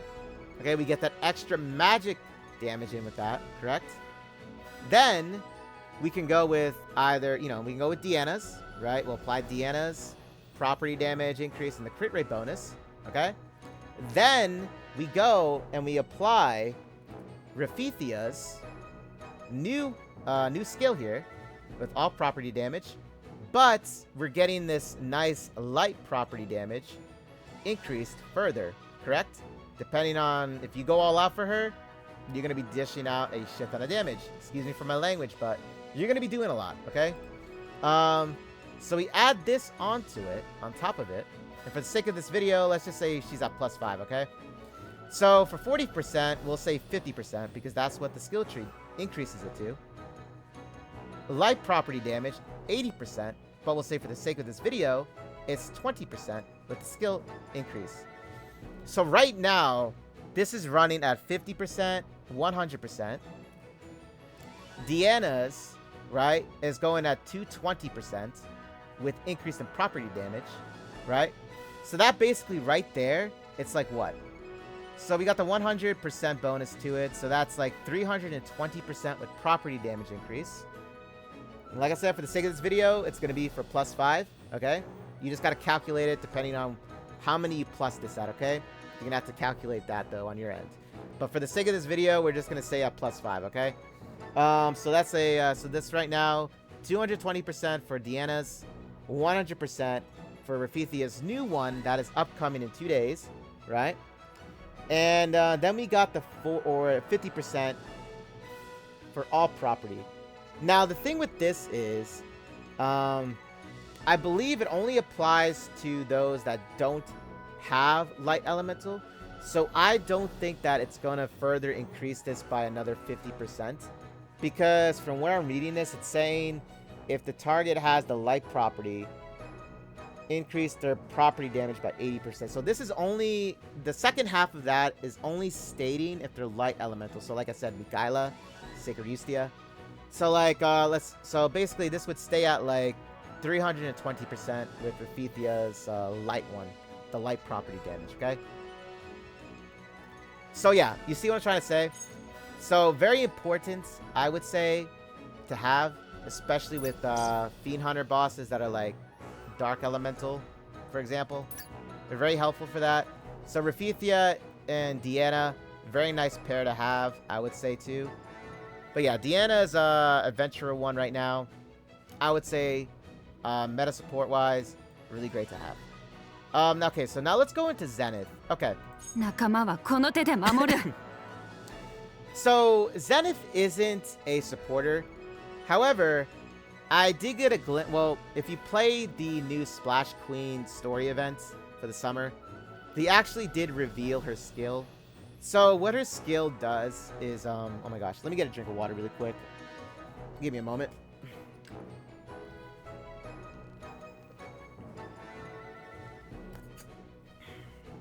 Okay. That's better. Okay, so they revealed Zenith's Lifeguard one, like I said in the Splash Queen event story. So it said that she applies an 8% increase for chain damage. I don't remember if it said per hit or if it was just in general. But it was an 8% increase, nonetheless. So for this one, Zenith is actually very strong, but she's also someone that applies Concentrated Fire. And she also applies Vulnerability. So Vulnerability overall, now it doesn't say physical, so this actually deals with magic too. So you can actually use a magic user with this. So basically, for Zenith, it would be Wind type, Venika's, what's it called? Wind Dancer, you know, her Belly Dancer one, which applies Wind Vulnerability. So that would go even harder for Zenith on top of that, right? That would go harder for Zenith because it's amplifying her wind attack, okay? Plus, she's doing Concentrated Fire, and she has Vulnerability as well. So, very nice to have up teamed up. So, at +5, her SP usage is actually 0, and her cooldown time is 1. This is why I said she's actually going to be very strong when her Lifeguard one is released, which is going to be right after Rafithia's. So we might have to wait until like a little in the middle of July for that to happen. But I would suggest going for Zenith just because if you have a chain stack type, you know, setup, she'll be very helpful for this. Okay? But yeah, so when her new one does drop, I'll do a video on it as well. But I would say that Zenith is actually coming back to being used more often now. Plus, she is a bombshell. Let's just admit that. But yeah, she is going to be coming back to, I would say, maybe not meta usage, but I would say she'll get there to like A class. I would say A tier, I would say. So we're done with now the wind type. We're going to go to fire. Okay, so fire hands down is Lathel. Lathel, hands down, is one of the best supporters for, like, and Liberta. Did not forget about Liberta. Liberta and Lathel are hands down the most important for actually both. But Liberta is the one with both. I'll get into that right after Lathel. So with Lathel, 準備はできました。 his is actually the homunculus.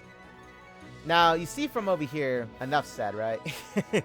Ally attack is increased by 90% for 6 turns. And like I said, just for this video, we're going to say them at +5, okay? Ally attack is increased by 70% for 2 turns as well. Okay? So he does an increase for himself, but he also does it for allies. Okay? Now, I know the cooldown time is 5 turns. I get that. But still, hands down, he's still one of the best ones to use for support-wise, for physical. Okay? Keep that in mind. And, also, Liberta.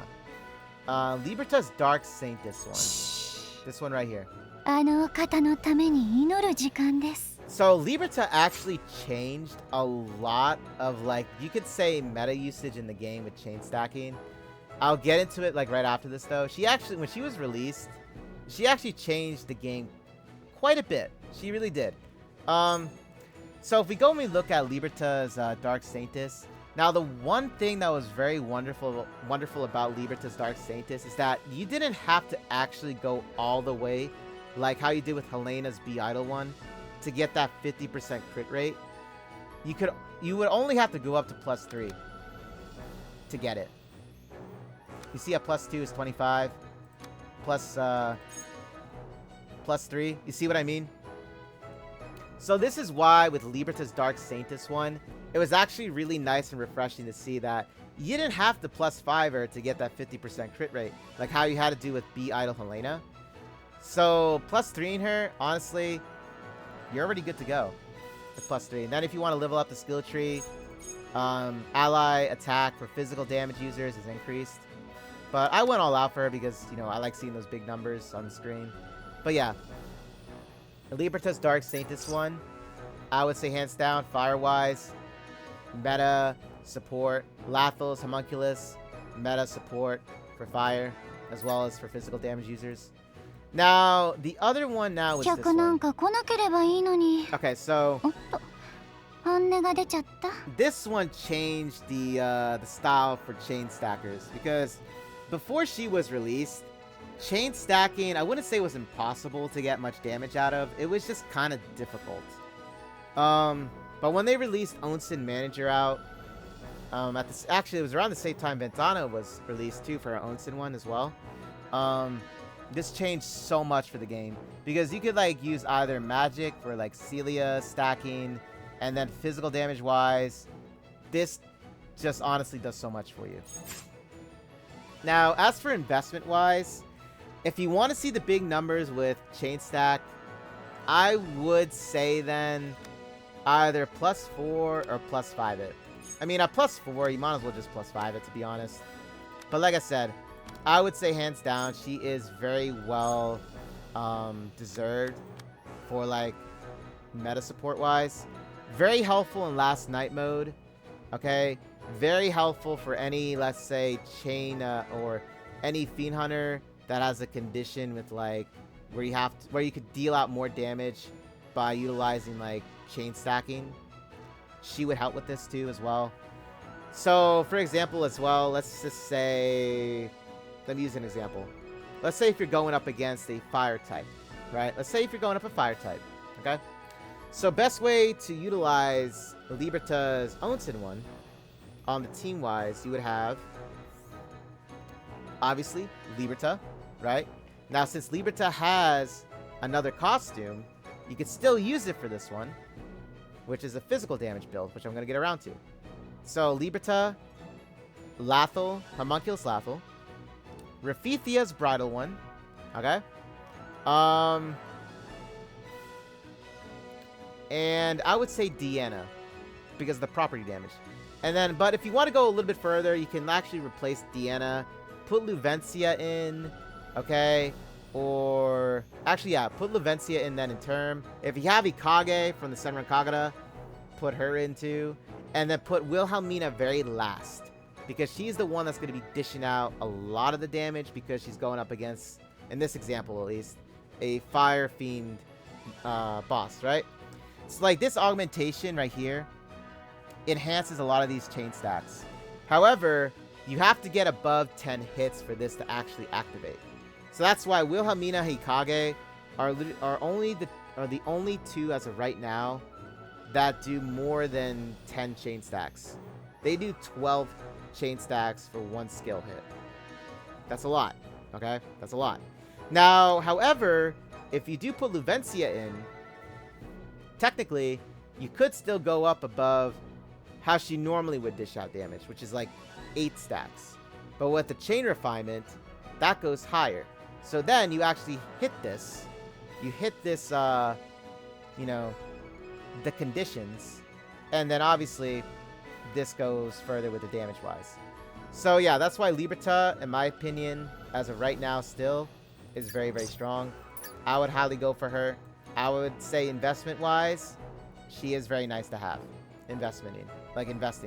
Okay?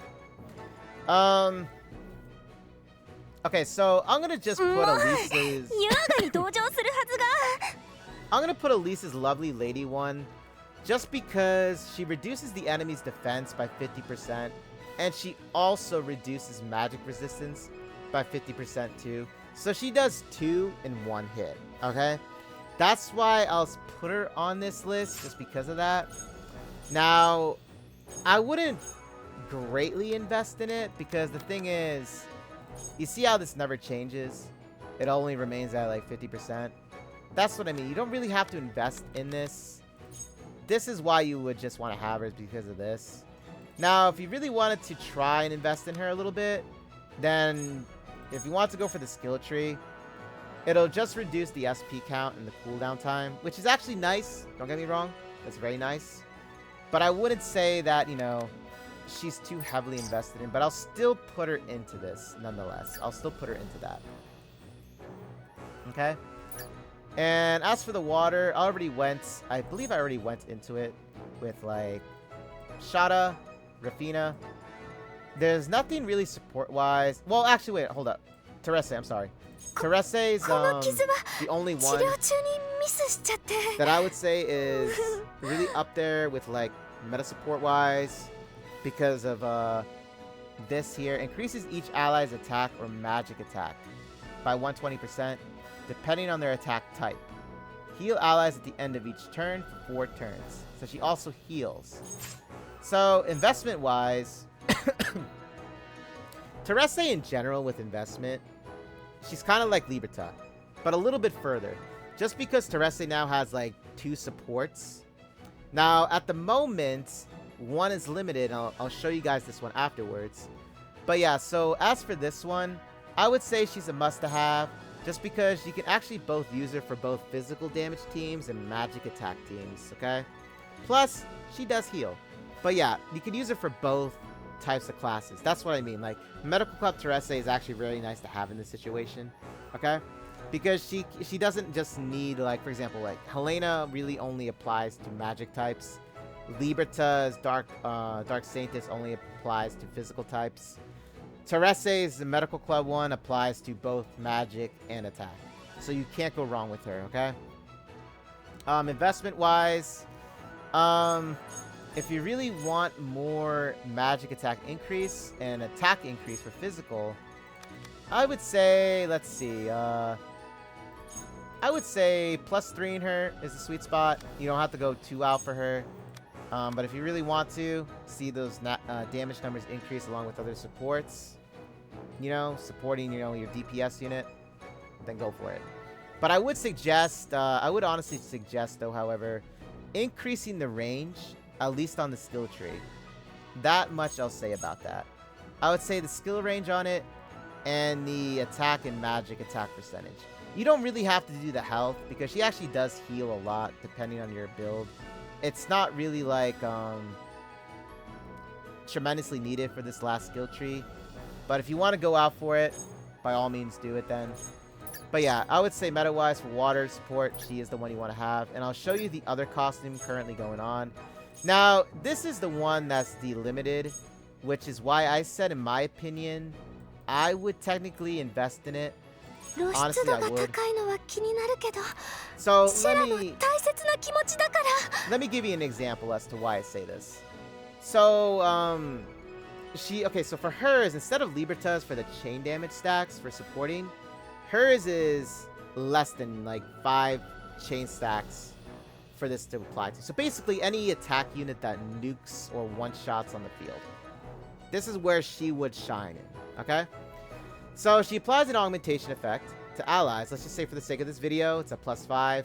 But like I said, I would invest in her. If you want to see those numbers, you know, skyrocket, I would invest in it.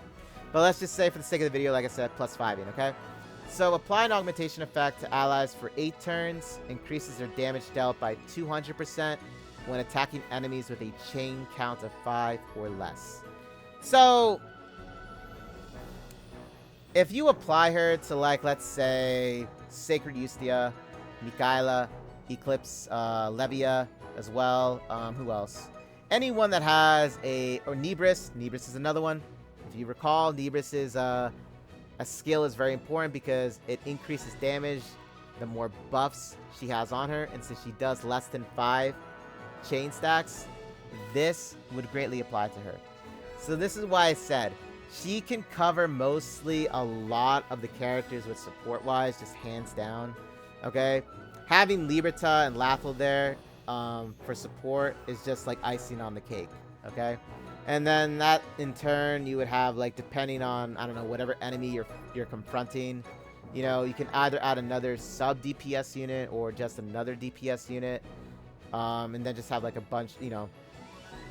Example, Dark Saintess Helena, Homunculus Lathel, Beachside Angel Terese, and let's say for the sake of this, I can put either Audinus. I know she's a 3-star, but she actually still applies an 80% attack increase. So you could still do that, okay? She's actually one of the few 3-star characters that actually I would say is nice to still have on a team. But that's me, guys, okay? Okay, so let's just say Audinus. And then you would apply this then to Sacred Ustia.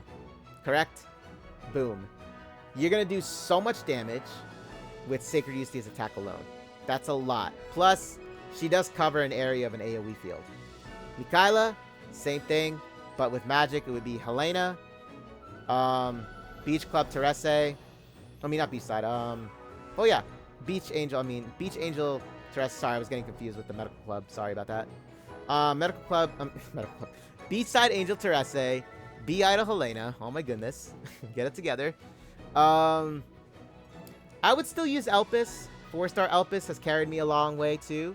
Plus, she does have, depending on how far you build her, she can get like an 80% magic increase and I think it's a 35% crit rate.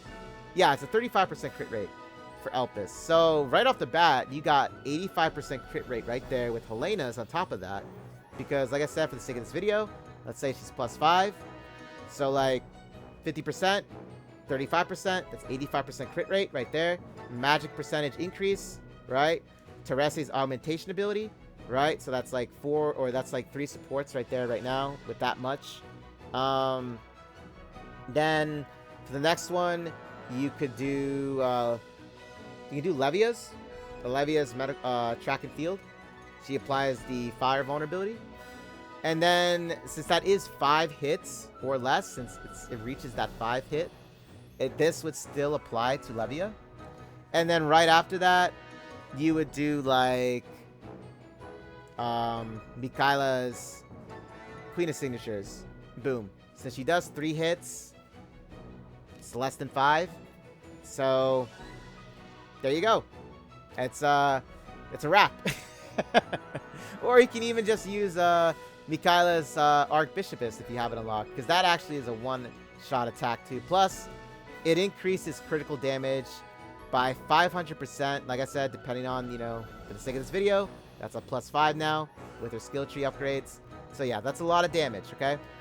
So investing in Beachside Angel Terese, I would say go for it. Honestly, I would honestly invest in this. It's a limited too, so even though I did see on the calendar, they did say that they were rerunning this in August. You could still go for her in August, along with Shada's limited. But yeah, so I would say invest in her. She's nice to have. You can't go wrong with her. She's good for both like physical and magical as well. So I would say invest in her. Weapon gear wise, you don't have to get the gear. You can actually save up your tickets or diamonds. Her gear is just there, you know, if you want to use her for attacking. But she's really not for attacking. She's only there for support-wise. But yeah, I wouldn't go for her gear, though. I would just go for her. Okay? So, support-wise, that's all I have to really say. So, all in all, I hope this helped anybody watching this video. Maybe make some more, like, you know, a decision on who they want to go for as well. Because the thing is, with this game right now, they're helping out a lot of the newer players out, which is a very nice gesture, and I really like that they're doing that. Because it gets new players to, you know, obviously come on board, experience this game. Not just for the fan service, because obviously I know how the fan service is in this game. I've been streaming this game for a while. Okay? I know how it is. I've been playing it for a while. But, I would technically say that, yeah, this game is actually very fun. You don't invest a lot of time or effort technically in it unless you want to, you know, go about with the gear. It's not grindy at all. Materials, it's nothing like that. Like, this is actually the most least investment of a game where you where you base off your time, money, things like that. It's very fun, very free to play. I enjoy it a lot. I'm sure a lot of other people out there would enjoy this game too as well. Because, like I said, not only has fan service, but if you're looking for more along the lines of maybe strategic placement and stuff like that, this is actually a game then that you would enjoy too. Just because it has that strategy you have to think about, you know, because it does take strategy to really do this. Unlocking characters is not difficult. There's always a way of doing it because you go to the shop, right? You go to the shop. There's like all these different ways here you can unlock characters, right? It's very easy to do. Mirror Wars, right? Hold up. But yeah, so this always refreshes each month. Now, right now, they're running the second anniversary one just because, you know, it's the second anniversary. They're going to do the same thing like they did last year in their half anniversary or 1.5 anniversary. They ran the same thing with this one. So expect to see this again. Right? But yeah, so very fun game to play and everything as well. Now, as for what I'll suggest when it comes to like the selective draw now, I'll say this. So this is really going to depend upon how much you want a character. That's really what it's going to come down to. I really can't say anywhere like how else to put it. So, for example, I put Nebris because I want to at least +3 her, get her a little bit more damage with that, you know, skill of hers, right? But then they also have the 12 pick here, where you can, like, pick 12 units, right? And then you can use the same tickets here, these selective exclusive draw tickets, so you can use them here then. However, it actually chooses between the ones that you picked more so than the ones you didn't. This one focuses on only the one you draw, right? Her now the drop rate increases by 1.5%. With the 12 pick, it's 0.25%, right? As you can see, there's a big difference.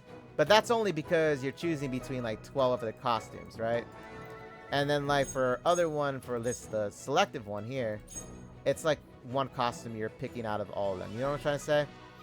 So, which one do I think is beneficial? Well, let me see. To any new player or players, you know, that have been playing this game as well. This doesn't just apply to new players too. This applies to all players. In my opinion, depending on who you have unlocked by all the other costumes that I was talking about, depending on who you have unlocked, you know, among them all,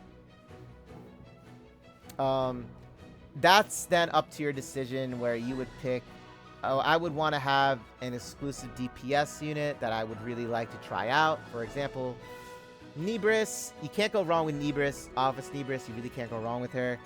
She's widely used for, you know, a lot of modes, in fact. Last night mode especially, she's the strongest one, actually, out of all of them. She's actually up there with Mikaela.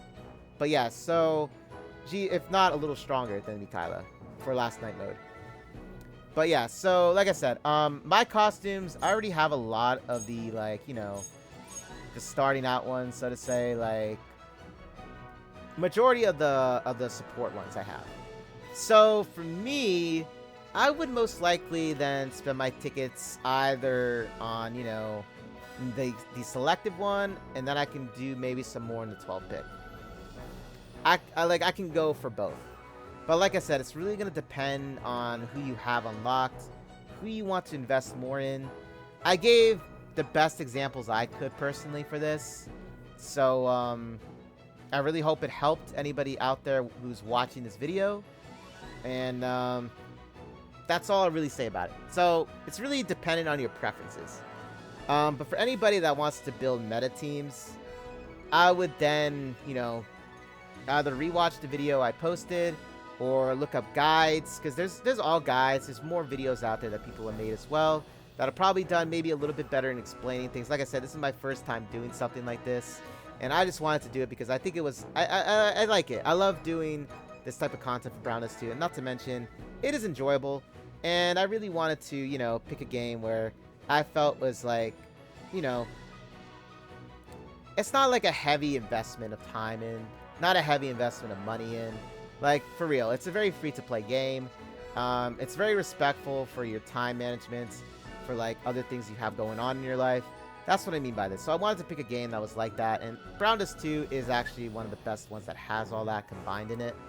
So I really hope that it did help you guys out in a way. But yeah, good luck on your draws, depending on who you have. Or you can just, you know, either go for a selected draw, or you can do, you know, the 12 pick. Totally up to you. You can divide your tickets up even and just go 100-100. See who you get. Right? But the number one thing I'll say, though, for new players is this. Decide on if you're going for Magic team or a physical team, and then go from there. Okay? That's the best advice I think I can offer, because that's where I myself had to decide when I started this game. I had to make a decision on that, because had I just gone randomly to picking whoever from like Magic and physical, and I like had no supporters, I would have been screwed. Okay, like for real, I actually would have. My friend was the one that, like I said in the beginning of this video, who helped me out with this, so I wanted to help out any new players now in return, you know? But with that being said, hope you guys enjoyed the video. I'll have more updates when we get to Zenith's, you know, costume debut, right? But as of right now, we have Rafithia's new poolside fairy swim or costume unlocked in 2 days, or it's gonna be on the 26th, I should say, depending on when you watch this video. She could already be out. Okay, but yeah, I hope it helped. You all take care, stay safe and healthy, and if you liked the video and you want to see me do more, you know, guides, or I don't know, have some advice, you know, I love to do more. But yeah, like and subscribe, and I'll catch you all in the next Brown Dust 2 video, okay? So take care, stay safe and healthy, happy pulling, and have a great summer, guys. Okay? See ya.